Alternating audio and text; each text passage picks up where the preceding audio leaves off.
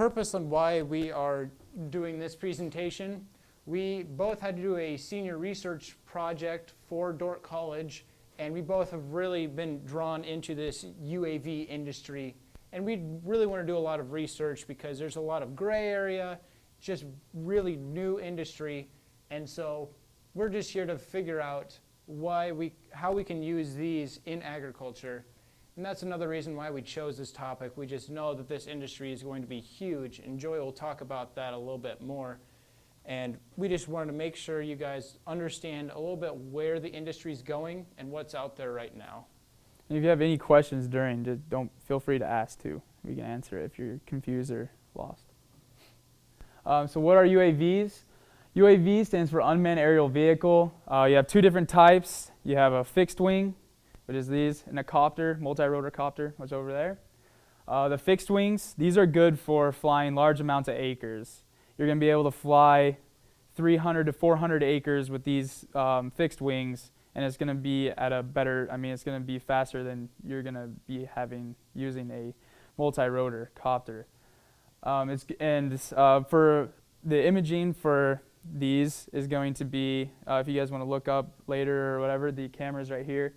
That's what is going to be mainly used on the fixed wings. They're meant for stitching images in the fields, which Kyle will go over later. Basically, stitching is just taking multiple pictures and putting them together to make one. So like agriculture, we put together in a field. The multi-rotors are good for hovering, which are those ones over there. They can take videos and pictures of farm equipment. Like obviously a lot of you have spent time on YouTube looking at videos. That's what they're using is quads following planters or tillers or whatever you're looking at. And one thing that is interesting for my use is it can fly pivots easily to find plugged nozzles. So for people who irrigate, you can fly along and see where the nozzles are plugged up, or eventually we'll be able to use thermal to find where the water is actually plugged on the nozzles. So that's kind of a little bit of a future there. So drones or UAVs, you've heard us both say both of them. And the perception of the word drone just reminds you of basically like not good things because of the news and because of just social media. You see drones used in war, see them spying on different things, restricted areas. So that's why we want to kind of refer to them as UAVs. You will hear us say drone. It's kind of, they refer to both, but we want to try to tend to stay to UAVs because it's, for us, it just makes more sense and kind of just sounds better for what we're getting at. So a little bit of the history of UAVs. One of the first recorded uses of drones by Austrians on August 22nd, 1849. And these were about 200 unmanned balloons. It kind of looked like an air balloon that were unmanned, and they were strapped with bombs, and they were used for war. So that was one of the first recorded. Getting to the U.S., mostly you've heard of Predator drones, which is right here. This is like a newer design of a Predator drone. They were first developed in 1995, and like I said, they've progressed since then. This brings us to the Yamaha R-Max, which really boosted unmanned aerial vehicles for agriculture. This has really set the mark and set people out to research and find different ways to include UAVs in agriculture. So in 1983, Yamaha Motor Company received a request from Japan to build a system that's unmanned and can applicate fertilizer, pesticide, that kind of thing to a rice field. This would be more precise. You would have it wouldn't be as dangerous for people to apply. Just a lot more efficient for what they were looking for. So in 1987, they developed the R50, which was the first model of the R-Max. It had a payload of 20 kilograms, so pretty good for a first model. In 1991, they were legalized for use in Japan, and then more countries were interested in this technology. So in 1997, they came out with the R-Max, which is the improved model of the R50, which we'll show you a picture of it on the next slide. It's a lot more sleek. Yeah, right, that's fine. And then today, there are 2,400 R-Max flying in Japan and 7,500 flying nationwide. And then in 2001, the R-Max was spraying 310,000 hectares. And then a fun fact is they fit in the back of a pickup. So here you can see it actually applying a pesticide or just a spray. I'm not sure what it actually is in that applying there. And then this is it in the back of a pickup. So this kind of gives you kind of an idea of how big and how attainable it is to get it around from place to place. So the purposes for agriculture, flying fields to get images, like I've already talked about.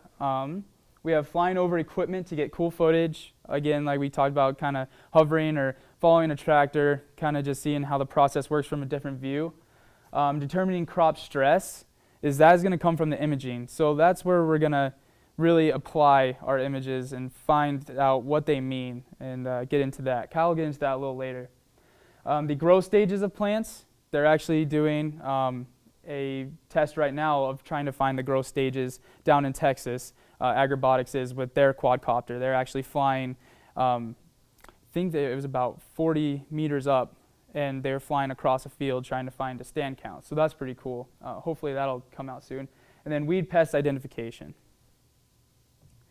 You can also find equipment failures. You can estimate yields. The irrigation examination, like I said, find plugged nozzles or find if something's broken in the field. You can go out, find it before you have to walk out there or figure it out, get a different view, something like that. Animal surveillance, also going to be coming in with thermal imagery. That's going to be coming. It's not too advanced yet, but you're going to be able to fly over and see your cattle or livestock from a thermal point of view, and you can actually tell like how if they're sick, pregnant, that kind of thing. And then the last thing we want to go over was the autonomous flying, which is an unmanned aerial vehicle with flying without human control, so off GPS. And this is the Agribotics fixed wing. It's going to take off by itself, and it's going to land by itself. So this is just an example of autonomous flying of an unmanned aerial vehicle. And this is it coming back down. And as you can see, he's standing right here, and it's landing right there, and he programmed that before that. So pretty cool technology. The agriculture UAV industry. Beginning of the UAV industry in agriculture went from nothing to $16.6 million in sales in 10 months. So this was taken from a presentation that we went to in Illinois, and this was when basically Phantoms and all that was getting popular. This comes with parts, controllers, just buying the UAVs. That is all included in that 16.6 million. But you can see how fast that is. There's nothing to 16.6. That's crazy.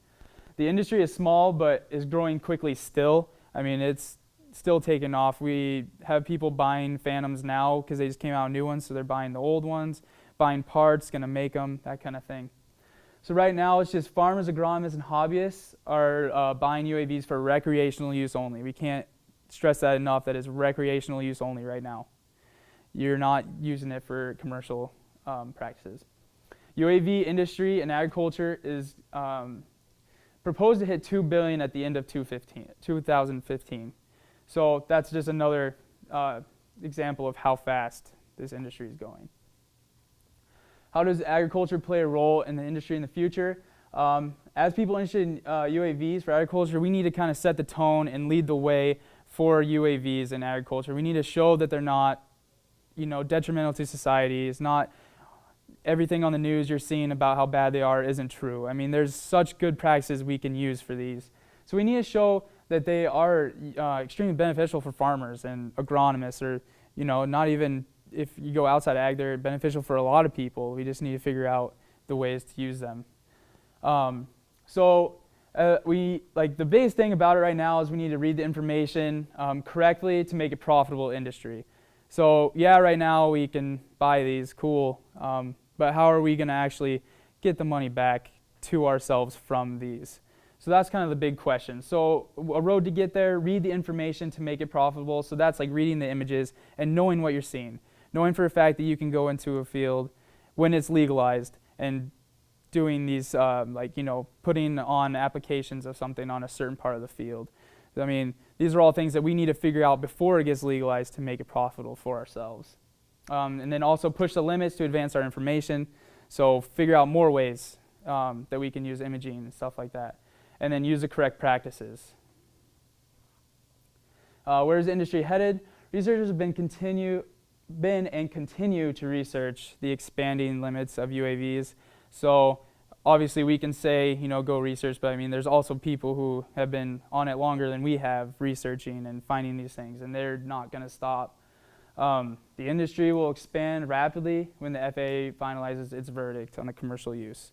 So as soon as it's finalized, all these rules that Kyle's going to go over the FAA rules now and the ones that are up for debate right now. And basically, we just need to realize that as soon as that is finalized, this is going to explode. And if we're on top of it now, you're going to be ahead of the game. I will be taking over for a little bit here. We'll have quite a few pictures in the next coming slides. But first, I'd like to talk about the Federal Aviation Administration, or the FAA. Here's just a little diagram that explains what you can do with your model aircraft.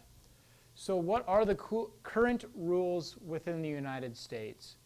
Well, there's absolutely nothing commercial unless if you get a certificate of authorization and become 333 exempt, which there are not very many people in the United States that are. And so it's really hard to be able to do anything commercial. You have to be underneath 400 feet off the ground. You have to be less than 55 pounds, which all of these don't even get close.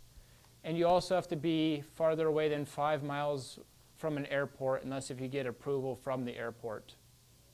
So the FAA has came out with proposed rules February 15th of this year.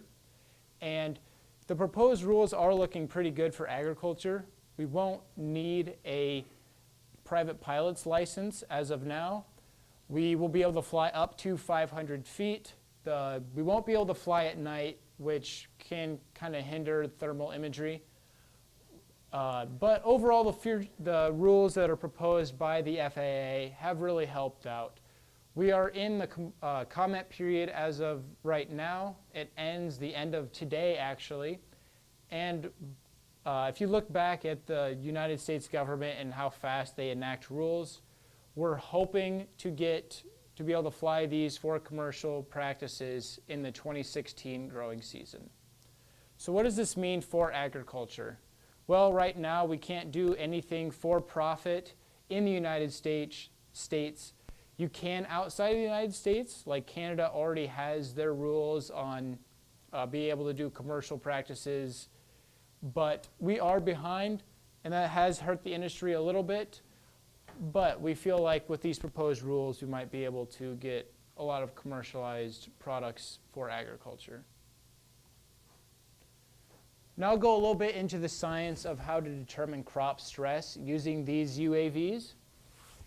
So there are wavelengths that span from gamma rays, X-rays, ultraviolet, and then you have your visible, which right here, if you see this rainbow, it spans from 400 to 750 nanometers. And then anything above that is in the infrared or the near infrared. The reason why these sensors are going to be used in the near infrared is that you can determine crop stress a week or up to 2 weeks before the human eye can even tell. So that's the reason why sensors have been developing relatively fast. If we can go out there and determine that a crop is stressing before an agronomist can even tell, that's going to really help if you need to actually go out and apply herbicide, pesticide, or put on more nitrogen, or really anything that you're going to be doing for an agricultural purpose. Here's another picture that'll give you a little bit more understanding of what's going on. In the blue, green, and red spectrum, if you look at specifically the green, it's really easy for our eyes to be able to see between a healthy leaf and a dead leaf, but it is a lot more difficult to tell between a healthy leaf and a stressed leaf. Whereas in the near infrared wavelength band, it shows a lot easier.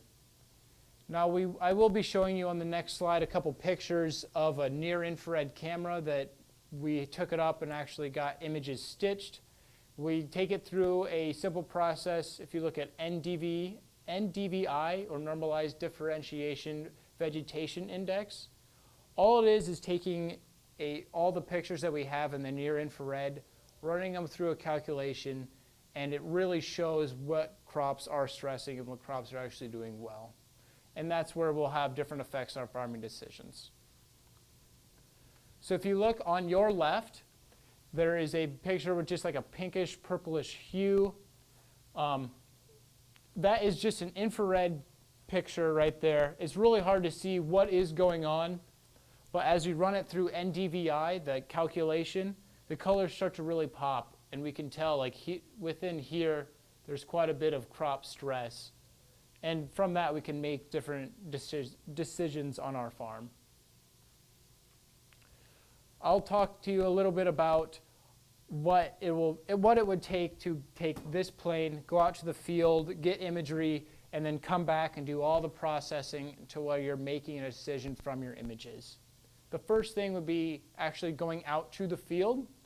You can create a mission, so this thing will be flying completely autonomously or by itself, and then it'll take individual pictures every 1.5 to 2 seconds. I will show you a little bit of the stitched images later. So here is a simple mission plan. I just clicked around this 10-acre field at the Dordt farm, and it makes just a flight path back north and south just to get all the images of the field. Joey will talk a little bit about this. So this is a field in eastern Colorado, and as you see right here, this is just a little piece of it, and this is a pivot right here. And so this is just something that I found interesting to see from above, is that these right here, this is all dry. I mean, so you can tell the difference between ground that's gotten moisture and ground that hasn't. So you can see it kind of everywhere streaked around, but this one's pretty bad right here. So basically what's happening is that these nozzles are plugged on this pivot. And so if you can imagine having a field of corn or soybeans in this field, I mean, that's a lot of area of the crops that's not going to get water. And if you're standing, I mean, if you're standing at an edge of the field right here, or even closer to here, and you're standing on the edge, you're not going to be able to just look into this field, especially if it's taller or even just medium size. You're not going to be able to see that that is not getting the water. You might see a little discoloration of the leaves. Maybe it's darker because it has water on it. But then again, how long are you going to get there right when this happens, etc.? I mean, there's so many ways that you're not going to be able to see that. So this from the air, if you fly your field because you think something's wrong, or you're just flying it and you're seeing this, I mean, this is just a perfect way to know where your nozzles are plugged, and before you even have to go out in the field. I mean, this is pretty cool to see, because I spent my summers walking the pivots and figuring out which ones are plugged. So, I mean, this is just huge, and it's going to save a ton of time. So. Next, I'll talk a little bit about the process once you get out of the field back to the office, some of the post-field processing. So you have these cameras that have taken a lot of pictures. If you're looking at like an 80-acre field, it could take up to 400 or 500 pictures, which is a lot of data that you have to deal with. There are computer programs that stitch these images to what they would call an orthomosaic, which is just one giant picture of your field of all these individual pictures. Now those computer programs vary. The really good ones can go all the way up to $8,000 or $10,000 for this image processing. You also have to have a pretty beefy computer to stitch these images. If you just try on a normal laptop or desktop, an 80-acre field might take you 8, 10, 12 hours to even stitch. So that's where the UAV industry in agriculture is hurting quite a bit. We're possibly can't even get out there the same day to get these. If we're going to actually make a decision on the images that we got, we have to wait hours until we can do that. So a little bit of data analysis. Once you get that stitched image, you can put that into whatever computer program that you use to manage your farm, whether that's Ag Leader's SMS or SST. And from that, you can make prescriptions or do any actionable farming decisions for your operation. here's a little bit where we have came from. This is the very first picture that I stitched on a free program. It's actually a program that is meant to do panoramic pictures, and that's actually why it's bent. This field actually should be completely straight, but if you look on the next slide, this is a little bit where we have gotten to. So this field, as you can see with the road, it's actually pretty straight. We just got a picture of a farmer wanted a picture of his tile that he just put in. This was this past December, and there are wind gusts up to 30 miles an hour, and yet these planes can even handle that. Going back to this image, this is, as you can see with these jagged edges, that is what I mean by a stitched image. All these little corners here is one individual picture, so you can get the understanding of how many pictures are in just this 10-acre field. Then you run it through an NDVI calculation, like I said earlier, and you're getting this bright colored picture that makes a little bit more sense. Another option is you can open these images up in Google Earth. It makes, of course. Yeah, of course. Yes. So there, it kind of gives you a perspective of where you're at, and it loads nice and easy into Google Earth. It gives you a sense that these pictures are all what you would say geotagged. So these images have their own latitude and longitude. So they're going to be able to load right up within feet of where the field is.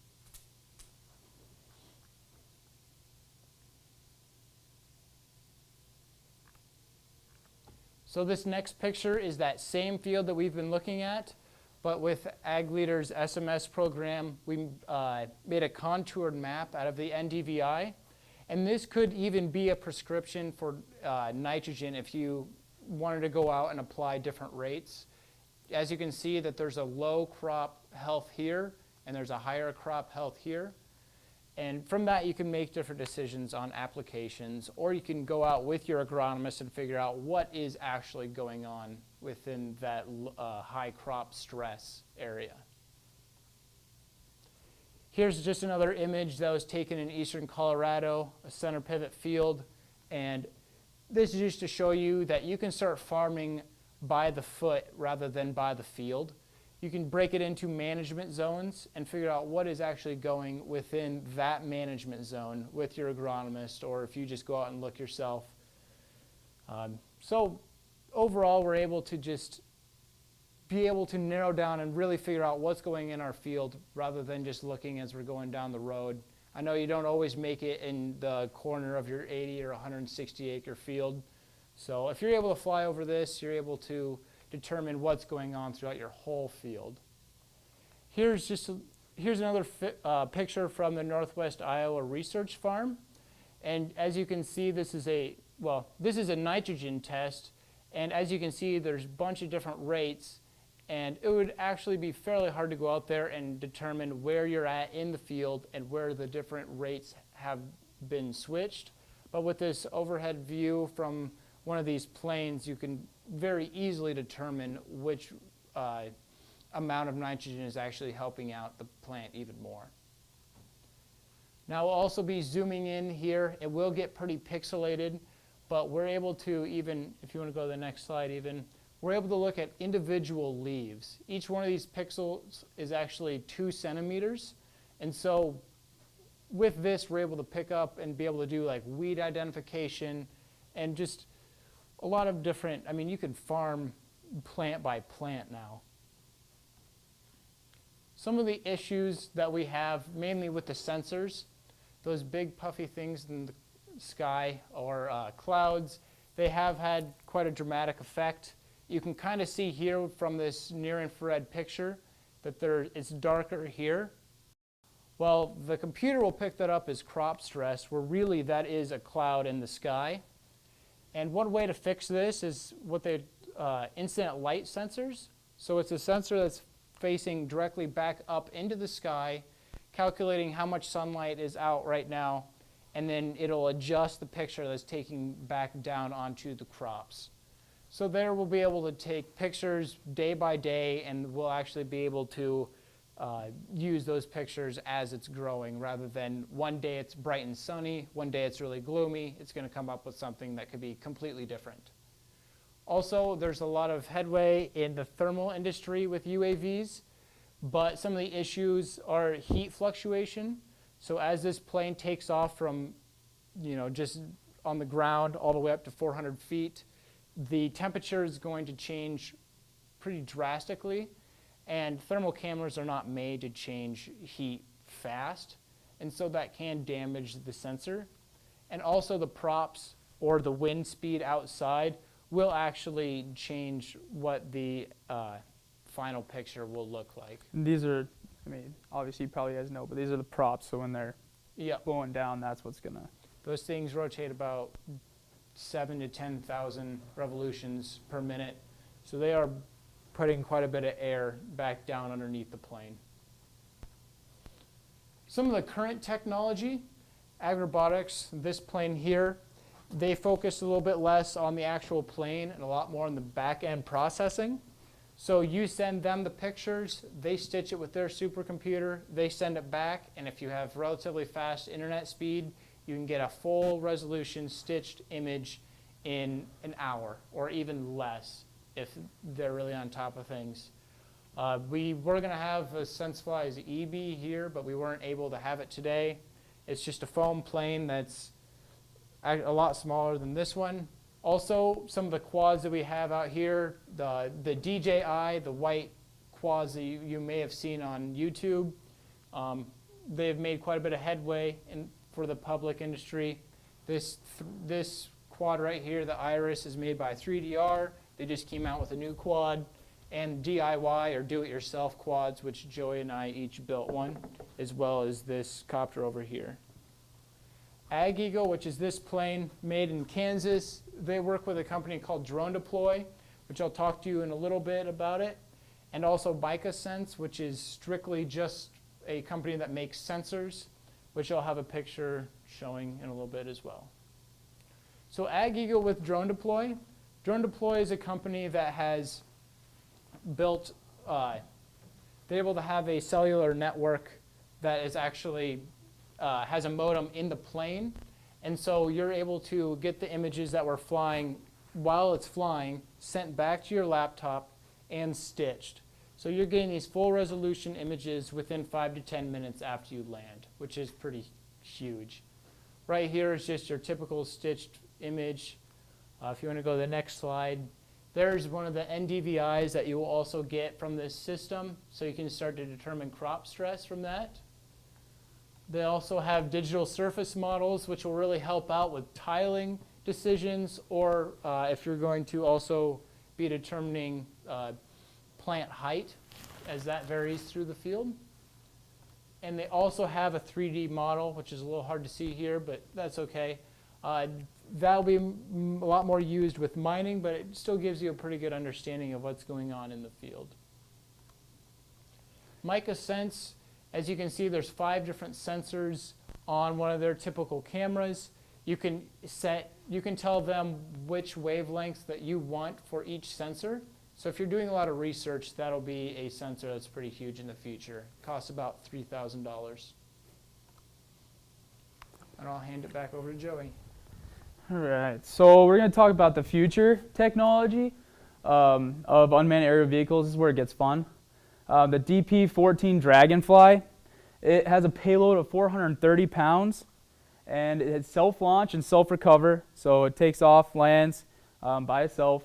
The autonomous flight programming, it is a little more advanced than the UAVs you're seeing here, but it's definitely attainable for anyone who's looking to use one. It has an all-terrain landing gear, so it doesn't even need, you'll see in the picture next, it kind of looks like a helicopter deal. Kind of looks like a military machine, but miniature.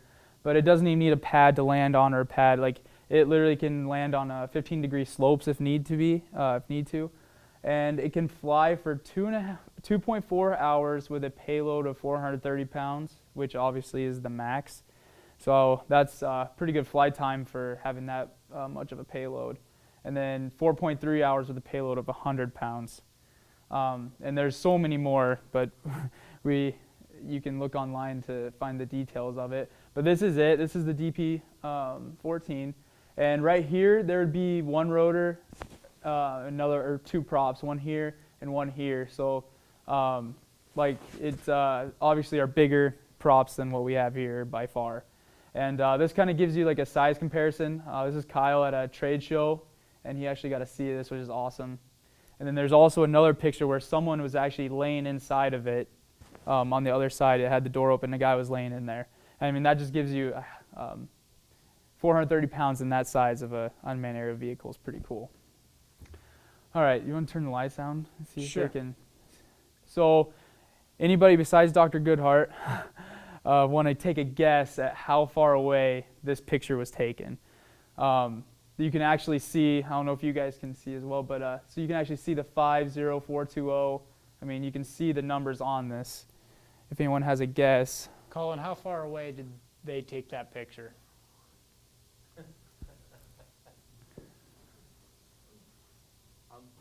Probably over 100 yards.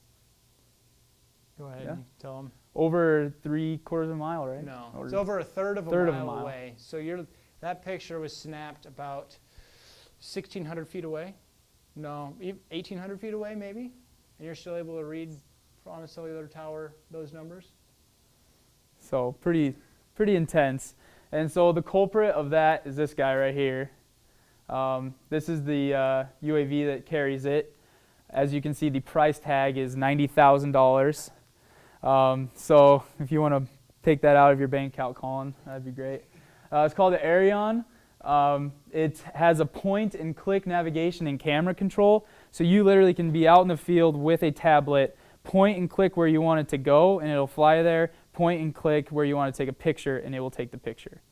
So you have complete control over just a tablet of a $90,000 UAV.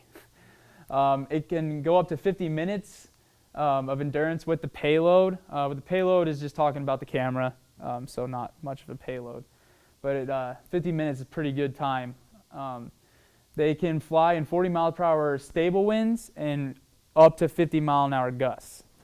And I think you could talk to Kyle and I, and we would not have those drones or those UAVs out in Anything more than 15. anything. Yeah, I mean, so for it to be stable in 40 mile per hour winds, pretty crazy. All right, so the initial purchase, more money doesn't mean better product. And that's kind of why we wanted to have like an EB here and some of the just more expensive along the lines of UAVs. So Kyle and I have both had the opportunity to fly the top notch, and then our UAVs that we spent $400 on. So we've kind of, we've played around with a $28,000 plane and a $400 UAV copter. So we kind of, what we're trying to get to is, depending on what you're wanting to do with the system, is what you should base what you're thinking about getting. You're looking at for planes, so as little as $7,000 to $16,000 will get you a plane that will do 300 plus acres, 3,000 plus acres per day all summer long. So you're gonna be flying every day with it, no problem, with that amount of money. So like we're trying to just get to the point is the better product always isn't how much money you spend on it. So just do your research before buying anything you want and get your facts down. So this is a chart that Kyle and I put together. We took a lot of averages, so these aren't going to pertain to you exactly. But startup cost of $12,000. We just kind of threw that as an average in between $7,000 and $16,000. And the useful life of 5 years. So that's going to put your cost per year at $2,400. And so if you're a small farm, you're going to be around 400 acres, medium 600, larger as 1,000 acres. So that's how many acres you have. And the times flown, so we're going to just say that you fly all those acres 4 times in a year or in a growing season or whatever you're flying for. So your total acres flown is going to be shown here. Going gets down here. We took the cost per year and put it down here, so that's just so we could have our numbers right. So the cost per acre, we took 400 divided by, or no, the other way around. Yeah, and got this. So for your smaller farms, you're going to have $6 per acre, and you're going to have $4 per acre for medium size and $2.40 for a large size. So that kind of shows you, you're getting to like larger numbers down here, so maybe you should go for a lower priced UAV if depending on what you're wanting to do. But this is kind of just an average, so still not that bad though. And so as the corn price of yesterday was $3.71, and so your break-even point is going to be 1.62 bushels an acre for your smaller farms, and that's just to make up for the cost of the UAV. So that's going to make up your cost of the initial purchase. So here it gets down to 1.08 bushels per acre, and here it gets to 0.65 bushels per acre.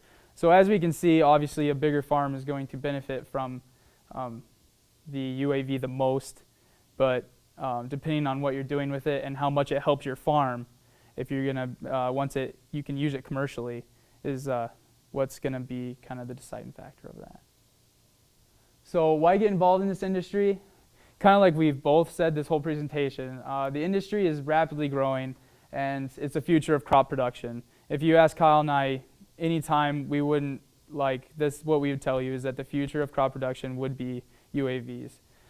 It's going to help out with precision agriculture tremendously, and it's just kind of the way agriculture is going. So get on top of the game and lead the charge in the correctly practicing UAVs in agriculture. Please just do it recreational right now until the FAA legalizes it. This is just going to help everyone not get in trouble and just give agriculture a good name by using these. It's a great investment once the FAA comes up with a verdict for the commercial use of UAVs. So kind of like that chart showing, like there is going to be a good reason to invest in one of these as soon as it is legalized. Waiting until the FAA makes up their mind is going to put you behind. Like we said, we want you to get on top of it if it's something you're interested in and lead the way. So these are all our sources. If you want any of these, just let us know. We can get you to that website. And in conclusion, we'd like to thank you all for coming. And feel free to ask questions. Look around up here, play around if you want, and ask us questions. And just to conclude, this is actually a picture that we took. This is me and Kyle. We took this on his DIY UAV right here on just a GoPro. So it was just sitting in GPS and took it. So kind of just a little example of it. So yeah, any questions or anything?